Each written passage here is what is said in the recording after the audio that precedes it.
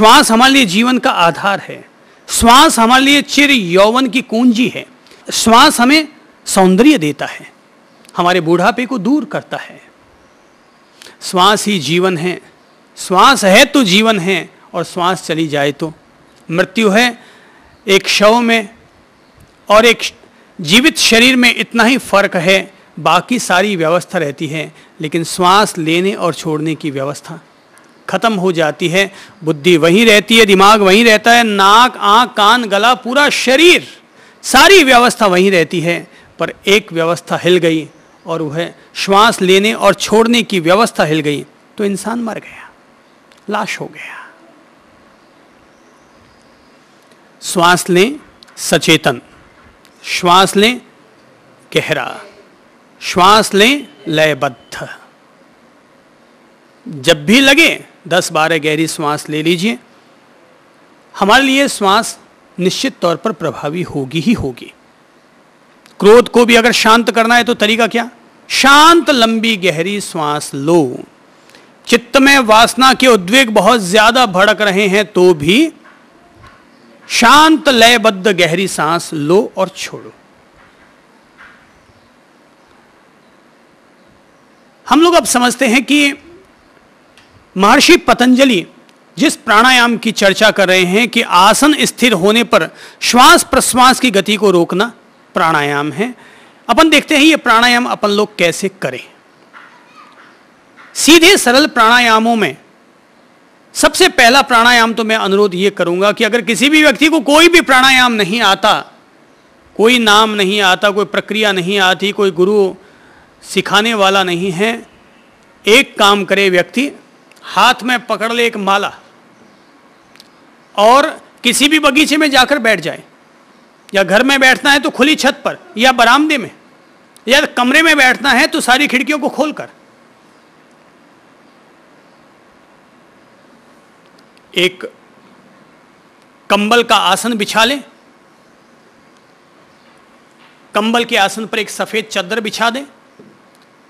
खुद भी ढीले वस्त्र पहने, जैसे महिलाओं के लिए जैसे सलवार सूट, पुरुषों के लिए पायजामा कुर्ता या धोती, जैसा अनुकूल लगे। जीन्स पहन करके न बैठे, टाइट कपड़े पहनकर न बैठें, ताकि श्वास के जरिए हमारे शरीर पर जो प्रभाव आ रहे हैं, जो दबाव आ रहे हैं, अगर हम टाइट कपड़े पहनेंगे तो हमारे लिए बाधक बन जाएंगे। कपड़े ढीले रखें। यहां तक कि कमर पर जो हमारे डोरी वगैरह बंधी हुई रहती है पायजामे की, सलवार सूट की, उसको भी हल्का सा हमें ढीला ही रखना चाहिए। क्योंकि जब हम श्वास लेंगे और छोड़ेंगे तो शरीर पर इसके सकारात्मक प्रभाव आएंगे, दबाव पड़ेगा, ऊर्जा जगेगी। तो ऊर्जा जगेगी तो हमारे शरीर के जो षट चक्र हैं, कुंडलिनी चक्र से जुड़ी हुई जो व्यवस्था है, मूलाधार, स्वादिष्ठान, मणिपुर, अनाहत, विशुद्धि चक्र, आज्ञा चक्र और ब्रह्मरंध्र सहस्रार, ये जो व्यवस्था योग ने स्वीकार कर रखी है, दे रखी है, ये सारी व्यवस्था प्राणायाम के द्वारा प्रभावित होती है, सक्रिय होती है। तो जब हम प्राणायाम करेंगे तो हमारे वस्त्र ढीले रखने चाहिए, धुले हुए वस्त्र हों, मन की स्थिति बहुत सकारात्मक हो। स्नान करने के बाद हम लोग प्राणायाम करें। निवृत्ति से फारिग होने के बाद, शौच क्रिया से फारिग होने के बाद अपन लोग प्राणायाम करें।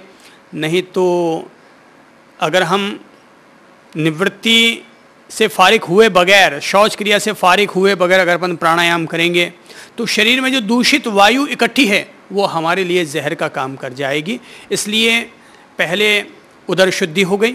लगता है कब्ज की बीमारी है, कब्ज की बीमारी वाले लोग रात को दूध पीते समय उसमें इसबगोल की भूसी मिला दें 2 चम्मच, ताकि आंतों में चिकनाहट पहुंच गई और वो हमारे मल का रेचन कर देगी।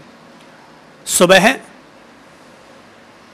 तांबे के लोटे में रात भर रखा हुआ जो पानी है उसको छान करके वो पानी पी लें 2-3 गिलास, तो पेट पर अंदर में दबाव पड़ेगा, आंतों पर, बड़ी आंत, छोटी आंत पर, और मल का रेचन हो जाएगा। तो दूषित वायु है, अपान वायु, उसका भी रेचन हो गया। तो मोटा कंबल हल्का सा, उस पर सफ़ेद चद्दर बिछाएं, ढीले वस्त्र पहने, खुली हवा में बैठें, ताकि हमें अधिक से अधिक ऑक्सीजन, अधिक से अधिक हमें शुद्ध प्राणवायु उपलब्ध हो सके। मन की दशा को सकारात्मक रखें, मुस्कुराते हुए प्रसन्न चित्त से करें, मुर्दा मन से न करें। चित्त की जैसी दशा होगी प्राणायाम हमें वैसा ही परिणाम देगा। मरे मन से करोगे तो प्राणायाम हमें मृत्यु की तरफ ले जाएगा, और उत्साहपूर्वक प्राणायाम करोगे तो प्राणायाम हमें अमृत की तरफ ले जाएगा, जीवनी ऊर्जा की तरफ ले जाएगा, हमें ऊर्जावान बनाएगा। मुंह लटकाकर शरीर ढीला रख करके हम लोग प्राणायाम न करें। जब भी प्राणायाम करें पद्मासन में, सुखासन में, वज्रासन में, स्वस्तिक आसन में,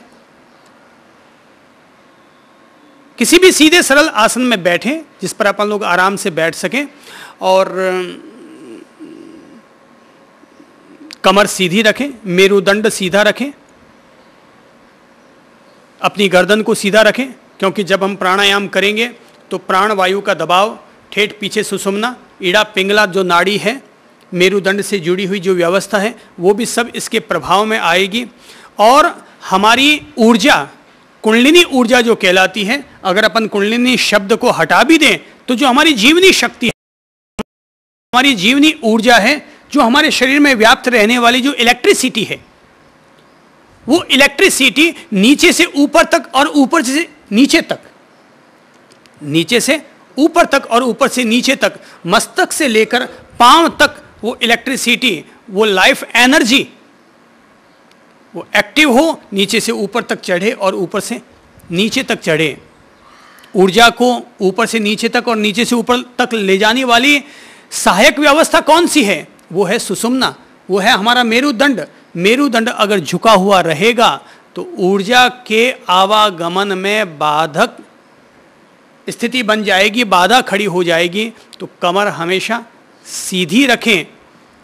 जो लोग सीधी कमर बैठने के आदी होते हैं उन लोगों को स्पाइनल कॉर्ड की जो तकलीफ होती है वो जल्दी से नहीं हुआ करती। लटक के बैठ जाते हैं, कुर्सी के सहारे बैठने की आदत है, बिना सहारे बैठ नहीं पाते हैं, तो हमारा स्पाइनल कॉर्ड, मेरुदंड हमारा मुड़ने लग जाता है, हड्डियों में अकड़पन आने लग जाता है और ये व्यवस्था चरमरा सकती है। तो कमर सीधी रखें, गर्दन सीधी रखें, ताकि मेरुदंड सुषुम्ना नाड़ी तंत्र की व्यवस्था सुव्यवस्थित हो सके और उसके जरिए ठेठ मस्तिष्क तक और मस्तिष्क से लेकर ठेठ हमारे पांवों तक ऊर्जा का संचार हो सके। अपने आप को एक स्फूर्ति में ले आएं।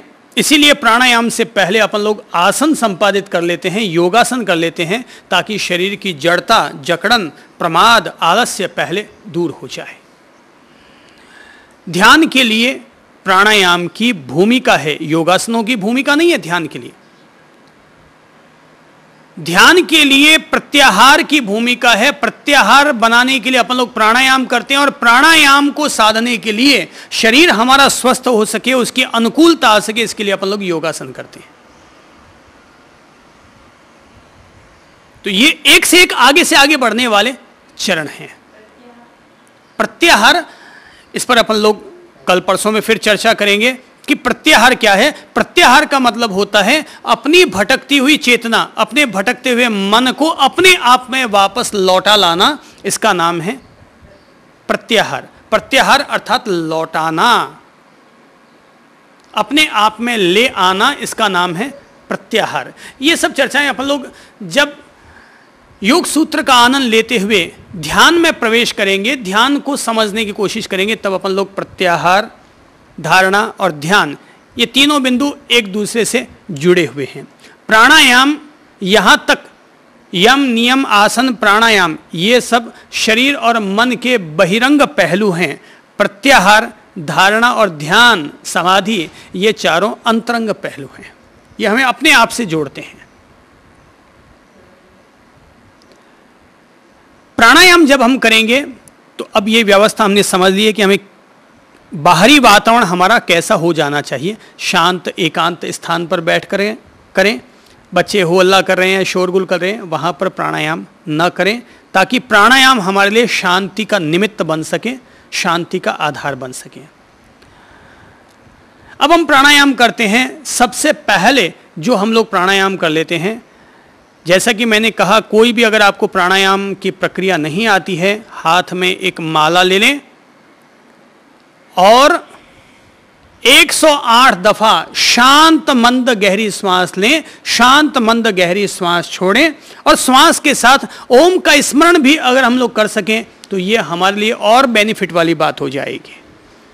मन को एकाग्र करने में मंत्र हमारे लिए मददगार बन जाता है। आप ओम का स्मरण कर सकते हैं, सो हम का स्मरण कर सकते हैं, अर हम का स्मरण कर सकते हैं। दो तरह के प्राणायाम होते हैं। प्राणायाम दो तरह के होते हैं, एक होता है सबीज प्राणायाम और दूसरा होता है निर्बीज प्राणायाम।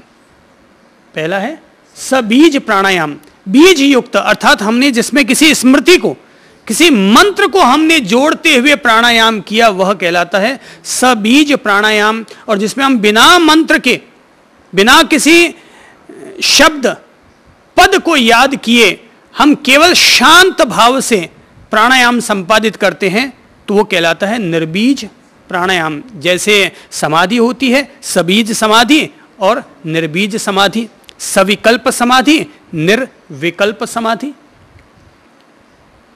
ये तो हम अपने आप को तौल लें, अपनी मनोदशा को तौल लें और देख लें कि मेरे चित्त में शांति रहती है या नहीं। अगर लगता है शांति नहीं है तो सबीज प्राणायाम करना चाहिए। और पहले चरण में तो सबीज प्राणायाम ही हमारे लिए उपयुक्त है। जब लगे अब हमारे साथ प्राणायाम पूरी तरह सध गया है तो हम निर्बीज प्राणायाम में प्रवेश करें। पहले हमें कौन सा प्राणायाम करना चाहिए? सबीज, बीज सहित, अर्थात बीज मंत्र युक्त हमें प्राणायाम संपादित करना चाहिए। ये जो सुदर्शन क्रिया कहलाती है, सुदर्शन क्रिया में वो क्या करते हैं, पौन घंटे तक श्वासोश्वास की प्राणायाम की प्रक्रिया करवाते हैं और प्राणायाम में सो हम लगातार पौन घंटे तक ये सबीज प्राणायाम हुआ। तो चाहे अपन सो हम कर सकते हैं, चाहे अपन ओम कर सकते हैं, चाहे अपन अरहम कर सकते हैं। ये जिसकी जो मनोदशा के अनुकूल बैठता हो वो अपना वैसा कर ले। कुछ लोग या हु इस ध्वनि का उच्चारण करते हैं, इस ध्वनि का स्मरण करते हैं, आती हुई श्वास के साथ या और जाती हुई श्वास के साथ हु। सोहम का जाप करने वाले या सबीज प्राणायाम